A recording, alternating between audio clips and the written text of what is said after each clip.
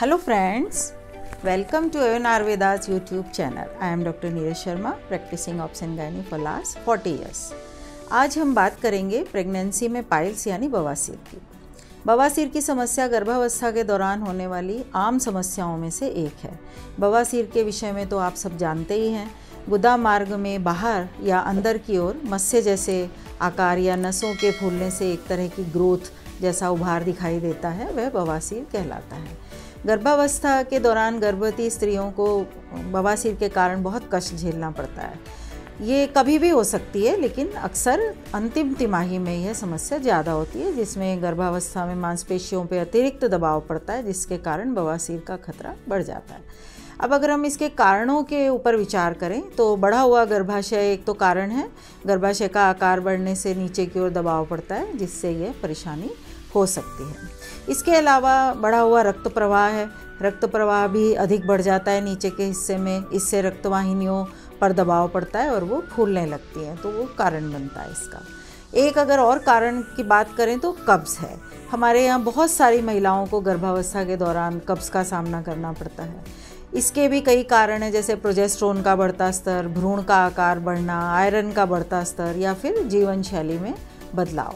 तो इस ऐसे समय में मल त्यागने में अधिक जोर लगाना पड़ता है, जिससे गुदा क्षेत्र में सूजन, दर्द और जलन जैसे लक्षण होने लगते हैं। खराब अगर खाने पीने की आदतें हैं, अगर खाने में फाइबर की मात्रा कम होती है, तब भी कब्ज़ की समस्या होती है, जिसके कारण बवासीर की जैसी गंभीर समस्या उत्पन्न हो सकती है। फाइबर हर व्यक्ति के लिए आवश्यक है, लेकिन इसकी महत्ता प्रेगनेंसी के दौरान बढ़ जाती है। हार्मोन्स में बदलाव होते हैं प्रेगनेंसी के कारण शरीर में। सामान्य तौर पर प्रेगनेंसी के दौरान प्रोजेस्टेरोन के स्तर में बढ़ोतरी होती है, जिससे नसें थोड़ी आराम से कई बार धीरे धीरे काम करती हैं और कई बार बंद भी हो जाती हैं, जिससे रक्त का प्रवाह रुक सकता है और नसों में सूजन आ जाती है। इसके कारण भी बवासीर की समस्या उत्पन्न हो सकती है। फिर अगर हम बात करें जीवन शैली की, तो ख़राब जीवन शैली के कारण भी, जैसे कई बार होता है कि बहुत से कुछ काम करने की तो डॉक्टर मनाही करते ही हैं और कईयों को बहुत बेड रेस्ट की भी सलाह दी जाती है, लेकिन कई बार क्या होता है, महिलाएं ज़रूरत से ज़्यादा आराम करने लगती हैं, तो जो ग्लूटेन मांसपेशियां होती हैं वो फैलती हैं और गुदा में सूजन आ जाती है, अतिरिक्त दबाव पड़ने लगता है और जो नसें हैं वो ब्लड से भर जाती हैं। इससे बवासीर की समस्या उत्पन्न होती है। अब अगर हम इसके लक्षणों की बात करें तो एनस यानी कि मल द्वार के कुछ अंदर या बाहर की ओर मस्से की तरह की ग्रोथ हो जाती है। मस्से आकार में छोटे भी हो सकते हैं, बड़े भी हो सकते हैं, और मल त्याग की प्रक्रिया के दौरान जब इन पर दबाव पड़ता है तो इसमें दर्द होता है। कभी कभी रक्तस्राव भी हो सकता है। खुजली का भी किसी किसी को एहसास होता है। उसके आसपास का जो है मल द्वार के आसपास का एरिया जो है वो सूज जाता है और बहुत परेशानी महसूस होती है। उठने बैठने में भी दिक्कत होती है। मल त्याग के दौरान गुदा के आसपास भी दर्द और बेचैनी का अनुभव होता है। जलन होती है, खुजली होती है, गुदा में सूजन महसूस हो सकती है। अगर गुदा के आसपास मुलायम गांठ है तो कई बार बैठने में भी दर्द का अनुभव होता है। मल त्यागने के दौरान रक्तस्राव तो हो सकता है, ये हमने जाना।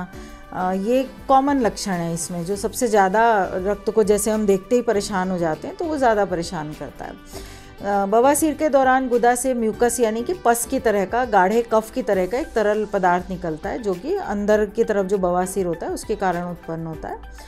अगर ये समस्या पेशेंट को ज़्यादा महसूस हो, महिला को, अगर उसके बवासीर के मस्से बाहर आ जाते हैं, परिस्थितियाँ बहुत ख़राब हो जाती हैं, बहुत दर्दनाक स्थिति हो जाती है, तो तुरंत डॉक्टर से संपर्क करना चाहिए। और डॉक्टर जो है वो डिजिटल रेक्टल परीक्षण, एनोस्कोपी, कोलोनोस्कोपी वगैरह से जांच करके आपकी बीमारी का पता लगा लेते हैं। गर्भावस्था में अगर हम इसके बचाव और उपचार की बात करें तो सबसे पहले खान पान की बात करेंगे। तो उच्च फाइबर वाला आहार लेना चाहिए। अपने आहार में अधिक फल, सब्जियां, साबुत अनाज को शामिल करें, फाइबर की मात्रा जिसमें ज़्यादा हो। आलू बुखारा, सेब, नाशपाती, दाल, पूरा गेहूं की रोटी, ब्रोकली, टमाटर, खट्टे फल, बीन्स वगैरह का जो सेवन करो तो ज़्यादा लाभ होता है। इसके कारण आपको मल त्यागने में समस्या नहीं होगी, कब्ज़ से आराम मिलेगा। और इस तरह के जो होते हैं खाद्य पदार्थ जिसमें वसा, शुगर, कार्बोहाइड्रेट अधिक मात्रा में होता है, वो नहीं खाना चाहिए, क्योंकि उससे कब्ज़ की समस्या होती है। आपको खूब पर्याप्त पानी पीना चाहिए डिहाइड्रेशन से बचने के लिए। अधिक पानी पीना चाहिए। हमेशा व्यायाम की भी आदत डालनी चाहिए। हल्का व्यायाम जैसे चलना फिरना जो है वो मल त्याग को नियमित करने में और मलाशय क्षेत्र के दबाव को कम करने में भी मदद करता है। और मल त्याग के दौरान आपको तालाओं से भी बचना है। जैसे कई बार होता है कि बहुत ज़्यादा समय शौचालय में बैठने में लगाते हैं, कोई लोग बैठ के वहाँ लंबे समय तक कुछ गतिविधियाँ करते रहते हैं, कोई मोबाइल देखते रह सकते हैं, तो वो भी फिर बवासीर का कारण बनता है। आप उस समय कोई गेम वेम मोबाइल पे ना खेलें और बहुत ज़्यादा देर आप शौचालय में ना बैठें। इसके अलावा शौचालय के अंदर बिताए समय को जैसे मैंने बताया आप थोड़ा सीमित करें। अब आप एक और काम कर सकते हैं, जैसे हम बोलते हैं गर्म सिट्स बाथ, यानी गर्म पानी में बैठें, उससे सेक लें। बेकिंग सोडा या एप्सम सॉल्ट या एप्पल साइडर विनेगर वगैरह मिला के पानी में 2-3 बार 10-15 मिनट तक अगर आप बैठें तो आपको दर्द में, खुजली, सूजन वगैरह में राहत मिल सकती है। ऐसे ही ठंडा सेक भी ले सकते हैं। ठंडा सेक या फिर आइस पैक अगर आप लगाएं तो उससे भी सूजन कम हो सकती है। प्रेगनेंसी के दौरान उत्पन्न होने वाली जो बवासीर के कई विकल्प भी हैं, कई इसके इलाज के कई तरीके हैं। जैसे कि आप दैनिक जीवन में अपने बदलाव करें, स्वस्थ खाएं, रोज़ाना व्यायाम करें। स्थानीय राहत को भी ठीक करने के लिए, खुजली सूजन को कम करने के लिए आप हाइड्रोकोर्टिज़ोन क्रीम जैसे खुजली रोधी मलहम का भी उपयोग कर सकते हैं। बैठते समय एक खास प्रकार के तकिए का उपयोग करें जिससे कि आप बैठें तो मस्सों पर दबाव ना पड़े। ऐसी ही कुछ दवाएं भी होती हैं जो सूजन और दर्द को कम कर सकती हैं और मल त्याग में समस्या ना हो, जिससे वो डॉक्टर आपको लिख के दे सकते हैं।